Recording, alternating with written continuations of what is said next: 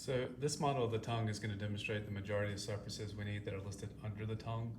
Of course, this area back here, from here to here, is going to be the root of the tongue. We're then going to come to the body of the tongue, which is going to be here, and then to the apex. And of course, you can see here on your sheet that that's not going to be tested. The next structure, the foramen cecum, is this little hole right here. So that opening right through there, I can stick that in there, is the foramen cecum. Okay. The lingual papillae are essentially all the different types of papillae that we're going to see here. So we'll see that the tongue is coated with all these roughened surfaces. So the lingual papillae is not really going to be tagged per se, but each one of the different types that we're getting ready to talk about would be.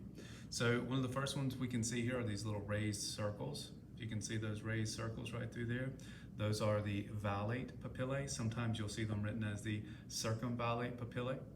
The next one we're going to see is going to be here on the side of the tongue. So if you see these roughened edges on the side of the tongue, those are the foliate, okay? So we can see that right through there, the foliate. The next one that we're going to see is going to be kind of on the body of the tongue, okay? So these guys right through here, these are the filiform, okay? So they are the filiform. And then as we move to the anterior portion of the tongue, it changes, okay? Here we have the fungiform. So here in the anterior portion, we're having the fungiform papillae, all right? The lingual tonsil is actually going to be this posterior portion of the tongue. So all of this through here, all of this is part of the lingual tonsil that we're going to see.